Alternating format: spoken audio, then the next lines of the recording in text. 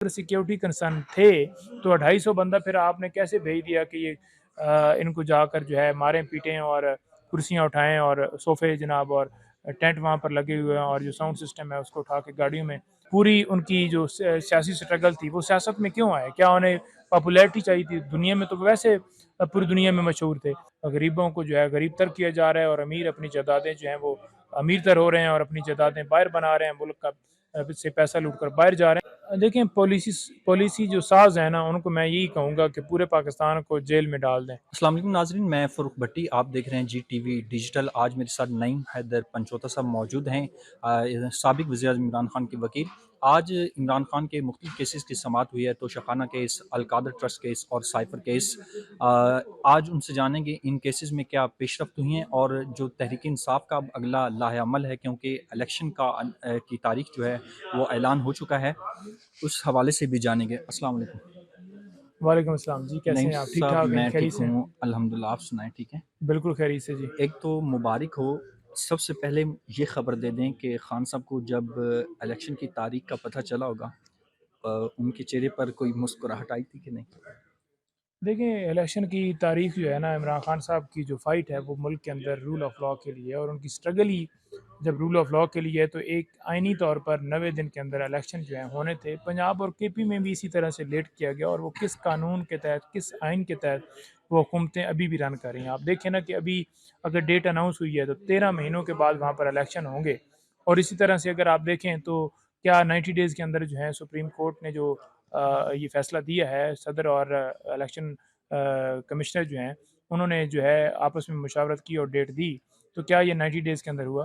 तो बात ये है कि वो तो रूल ऑफ़ लॉ के लिए कर रहे हैं। जब उनको इस हवाले से जो है वो उस दिन बताया गया, तो एक खुशाइन बात थी कि चलें एक डेट आई है, लेकिन अभी तक जो सिलसिला चल रहा है गिरफ्तारियों के हवाले से, छापों के हवाले से, वो सिलसिला बड़ा जो है वो तशवीशनाक सूरत-ए-हाल है पूरे मुल्क के अंदर। वुकला को उठाया जा रहा है, खवातीन को उठाया जा रहा है, बच्चों को उठाया जा रहा है। लिस्टें 18 साल से जो छोटे बच्चे हैं उनकी और खवातीन की बनाई गई हैं। हमने रात को भी हमें इत्तला मिली कि लाहौर में लिस्टें ये बनाई गई हैं और इसी तरह से उम्मीदवारान को जो है वो ग्राउंड में उतरने की इजाज़त नहीं दी जा रही। लोगों के घरों में छापे मारे जा रहे हैं, कैंपेन करने की इजाज़त नहीं है, झंडा उठाने की इजाज़त नहीं है, जलसे जुलूस की इजाज़त नहीं है। 100 से ज़्यादा दरख़्वास्तें दी गई हैं कि हमें जो है वो जलसे करने की जो है इजाज़त दी जाए। लेकिन 1-2 जगहों पर इजाज़त मिली और फिर पुलिस वहाँ पर पहुँच गई और उन्होंने वहाँ से लोगों को गिरफ़्तार भी किया, वहाँ तोड़-फोड़ भी की। एक तरफ वही पुलिस है, आप देखेंगे केपी के अंदर ज़िले के अंदर 2 जो है वो हुए हैं कन्वेंशन हुए तो एक तरफ एएनपी ने जलसा किया, 187 जो है एहलकार जो है उनको फराहम किए गए उनकी सिक्योरिटी के लिए और हमारे जलसे को कहते हैं कि सिक्योरिटी कंसर्न है। अगर सिक्योरिटी कंसर्न थे तो 250 बंदा फिर आपने कैसे भेज दिया कि ये इनको जाकर जो है मारें पीटें और कुर्सियाँ उठाएँ और सोफ़े जनाब और टेंट वहाँ पर लगे हुए हैं और जो साउंड सिस्टम है उसको उठा के गाड़ियों में लोड करके आप वहाँ से लेकर जाएँ और वहाँ पर सामान जो है किसी को सामान लेकर आएँ और किसी को जलसा करने की इजाज़त ना दी जाए।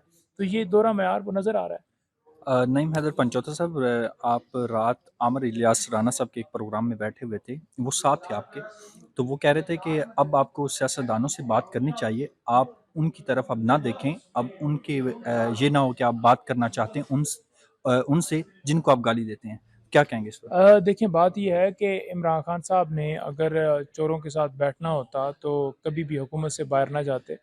दूसरे नंबर पर खान साहब खुद ये फ़ैसला उन्होंने करना है कि किसके साथ चलना है, किसके साथ नहीं चलना, हमने तो डिसाइड नहीं करना और वो जो बेहतर समझते हैं, वो ही बेहतर होता है और आज तक वो ही इम्प्लीमेंट आपने देखा कि पूरी उनकी जो सियासी स्ट्रगल थी, वो सियासत में क्यों आए? क्या उन्हें पॉपुलैरिटी चाहिए थी? दुनिया में तो वैसे पूरी दुनिया में मशहूर थे और एज़ स्टार लोग उस टाइम जब उन्होंने वर्ल्ड कप जीता 92 में, उससे भी पहले जो है वो जब वो क्रिकेट खेलते थे तो लोग उन्हें लाइक करते थे और लोग जो है उन्हें पसंद करते थे और सेल्फियाँ, तस्वीरें उनके साथ बैठना-फिरना, उनसे मिलना उन लोगों की ख्वाहिश होती थी। तो उनको तो कोई पॉपुलैरिटी नहीं, पूरी दुनिया उन्हें जानती थी। तो वो सियासत में क्यों आए? खिदमत के लिए, क्योंकि उन्होंने देखा कि मुल्क के अंदर ये पोज़ीशन आ चुकी है, ये मुल्क के अंदर जो है वो सूरत-ए-हाल हो चुकी है कि एक गरीब है उसके लिए एक अलग कानून है, अमीर के लिए एक अलग कानून है। यहाँ पर इंसाफ नहीं है, यहाँ पर गरीबों को जो है गरीब तर किया जा रहा है और अमीर अपनी जायदादें जो हैं वो अमीर तर हो रहे हैं और अपनी जायदादें बाहर बना रहे हैं, मुल्क का से पैसा लूट कर बाहर जा रहे हैं। तो उन्होंने इसमें सियासत में एज़ इबादत जो है वो उन्होंने जो है शमूलियत, अभी भी उनका मिशन जो है वो अपने बात पे कायम है कि मुल्क के अंदर अगर आप गैर आइनी तरीके से एक वज़ीर आज़म को हटाएँगे और वो क्यों फिर उस असेंबली में बैठेगा जो गैर आइनी तरीके से जो है वो वोट की मंडियाँ लगी हैं, आपने देखा सिंध हाउस में, और जिस तरह से लोगों को उठाकर जो है उसकी वफ़ादारी अभी भी चेंज करवाई जा रही है, प्रेस कॉन्फ्रेंस करवाई जा रही हैं। तो खान साहब तो रूल ऑफ़ लॉ पे बिलीव करते हैं। वो समझते हैं जिससे करनी है, नहीं करनी। उन्होंने अभी तक सिर्फ़ और सिर्फ़ यही कहा कि इलेक्शन के हवाले से जो भी कहीं पे अगर कहीं बात किसी पीटीआई के बंदे ने की है तो सिर्फ़ 90 डेज़ इलेक्शन की बात हुई, उसके अलावा कोई किसी को हदायत नहीं दी। नईम साहब, आइन जिस तरह तोड़ा गया, आइन को एक रद्दी की टोकरी में उसको एक फेंक दिया गया और पॉलिसी साज ये नहीं चाहते कि आप कन्वेंशन करें, आप अगला इलेक्शन लड़ें।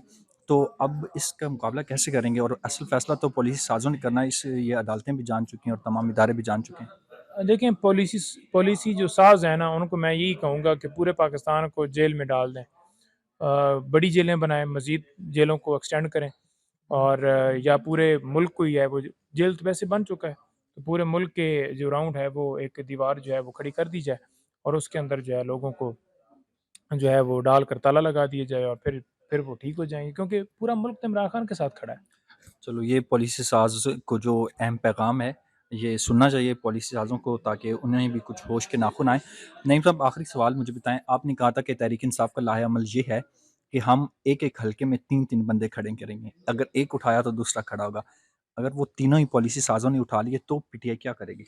देखें, पहली तो बात ये है कि शोएब शाहीन साहब ने भी इसके ऊपर बड़ी वाज़ेह सॉरी, स्टेटमेंट दी और मैं आपको और उन्होंने उन्होंने इंटरप्ट कर रहा हूँ, अगर जो बंदे 2 उठा सकते हैं, वो तीसरा क्यों नहीं उठा सकते? देखिए, मैंने ये लिमिट नहीं की कि 1 या 2 या 3, यहाँ पर उम्मीदवारों की अल्हम्दुलिल्लाह लाइनें हैं और वो पाकिस्तान तहरीक इंसाफ अपना लाएअमल बनाएगी। उठाते जाएँ, इनकी मर्ज़ी है, जितना मर्ज़ी उठाते रहें और उम्मीदवार इंशाअल्लाह ग्राउंड में जितने उठाएँगे उतने नए आएँगे। वो कोई इश्यू नहीं है पीटीआई को। आखिरी सवाल, साइफ़र केस के हवाले से आप इमरान खान का मुस्तकबिल क्या देख रहे हैं? आपने सुप्रीम कोर्ट से भी रुजू कर लिया, इस हवाले से भी शॉर्ट सा बता दीजिए।